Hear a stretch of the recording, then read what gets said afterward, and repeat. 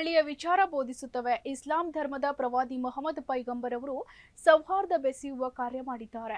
ರಂಜಾನ್ ಒಂದು ತಿಂಗಳು ಶಾಂತಿಯ ಪ್ರತೀಕ. ಇಫ್ತಾರ್ ಕೂಟದಿಂದ ಎಲ್ಲರೂ ಒಂದಾಗಿ ಸಹೋದರತೆ, ಸಮಾನತೆ, ಭ್ರಾತೃತ್ವ, ಭಾವೈಕ್ಯತೆ, ಸಮಾನತೆ ಮತ್ತು ಮನುಷ್ಯನ ಪ್ರಜ್ಞೆ ಬೆಳೆಸುವ ಸಾಮರಸ್ಯದ ಸಂಕೇತ ಇಫ್ತಾರ್ ಕೂಟ ಅಂತ ಹಿರಿಯ ಸಾಹಿತಿ ಡಾಕ್ಟರ್ ಗವಿಸಿದ್ದಪ್ಪ ಪಾಟೀಲ್ ಅಭಿಪ್ರಾಯಪಟ್ಟಿದ್ದಾರೆ. ಪ್ರತಿಯೊಂದು ಧರ್ಮಗಳು ಒಳ್ಳೆಯ ವಿಚಾರ ಬೋಧಿಸುತ್ತವೆ. ಇಸ್ಲಾಂ ಧರ್ಮದ ಪ್ರವಾದಿ ಮೊಹಮ್ಮದ್ ಪೈಗಂಬರ್ ಅವರು ಸೌಹಾರ್ದ ಬೆಸೆಯುವ ಕಾರ್ಯ ಮಾಡಿದ್ದಾರೆ.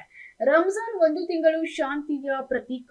ಇಫ್ತಾರ್ ಕೂಟದಿಂದ ಎಲ್ಲರೂ ಒಂದಾಗಿ ಸಹೋದರತೆ, ಸಮಾನತೆ, ಭ್ರಾತೃತ್ವ, ಭಾವೈಕ್ಯತೆ, ಸಮಾನತೆ, ಮನುಷ್ಯ ಪ್ರಜ್ಞೆ ಬೆಳೆಸುವ ಸಾಮರಸ್ಯದ ಸಂಕೇತ ಇಫ್ತಾರ್ ಕೂಟ ಅಂತ ಹಿರಿಯ ಸಾಹಿತಿ ಡಾಕ್ಟರ್ ಗವಿಸಿದ್ದಪ್ಪ ಪಾಟೀಲ್ ಹೇಳಿದ್ರು. ಬೇಲೂರು ಉರಿಲಿಂಗಪೆದ್ದಿ ಮಠದ ಶಾಖಾ ಮಠದಲ್ಲಿ ಏರ್ಪಡಿಸಿದ್ದ ಸಾಮೂಹಿಕ ಇಫ್ತಾರ್ ಕೂಟ ಮತ್ತು ಸೌಹಾರ್ದ ಪತಿಕ್ಸಿರಿ ಪ್ರಶಸ್ತಿ ಪ್ರದಾನ ಸಮಾರಂಭದಲ್ಲಿ ಮಾತನಾಡಿ, ಇಂತಹ ಕೆಲಸ ಮಠಮಾನ್ಯ ಇತರ ಧರ್ಮೀಯರು ಮಾಡಬೇಕು.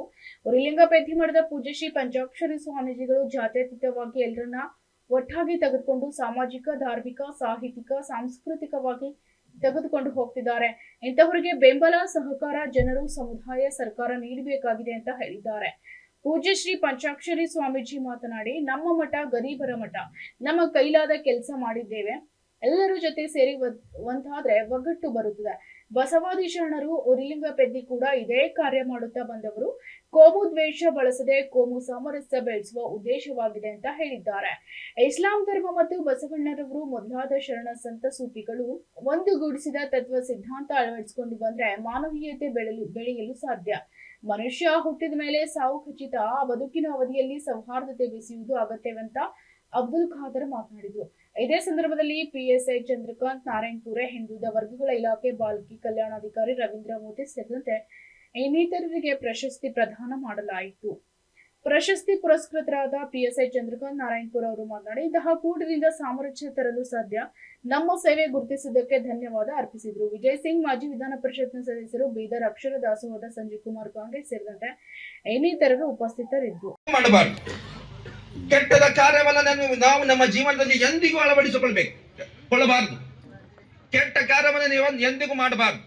ಅನ್ಯಾಯದ ಕೆಲಸವನ್ನ ಎಂದಿಗೂ ಮಾಡಬಾರದು.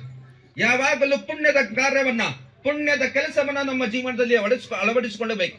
ಅದರ ಮುಖಾಂತರವಾಗಿ ನಮ್ಮ ಜೀವನವನ್ನು ಸಾಗಿಸಬೇಕು.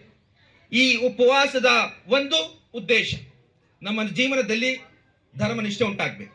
ನಮ್ಮ ಜೀವನದಲ್ಲಿ ಆ ಈಶ್ವರ ನಮ್ಮೆಲ್ಲರಿಗೆ ಆ ದೇವನು ನೋಡ್ತಾ ಇದ್ದಾನೆ, ನಮ್ಮೆಲ್ಲರ ಮೇಲೆ ನಿಗಾ ಇಟ್ಟಿದ್ದಾನೆ ಎಂಬ ಪ್ರಜ್ಞೆ ಎಂಬ ಅರಿವು ನಮ್ಮ ಜೀವನದಲ್ಲಿ ಉಂಟಾಗಬೇಕು.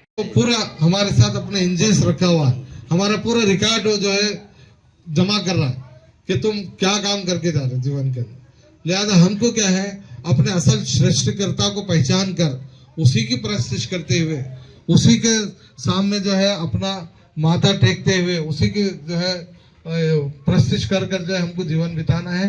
तो हमको जो है कल के रोज जो अकाउंट पेश करेंगे, हम अगर अच्छे काम करेंगे, पुण्य के काम करेंगे, तो जो है हमको हमारा जीवन भी सफल होगा. इंसानों को तकलीफ देते हुए जीवन बिताएंगे और इनजस्टिस करेंगे जीवन के अंदर, गलत काम करेंगे, तो वो क्या है नर्क में हमेशा. तो पवित्र ग्रंथ कुरान ये बोलता है कि जो है मृत्यु के बाद जो जीवन है वो हमेशा का जीवन है. हम समझ रहे मृत्यु होगी काम खत्म, ऐसा नहीं है. ईश्वर हमको दोबारा फिर जीवित करेगा, दोबारा उठाएगा. जो दुनिया में इतने जो इंसान नजर आ रहे हैं वो सब एक माता पिता की संतान है, बोलता है ईश्वर. Bureau report, SSV news.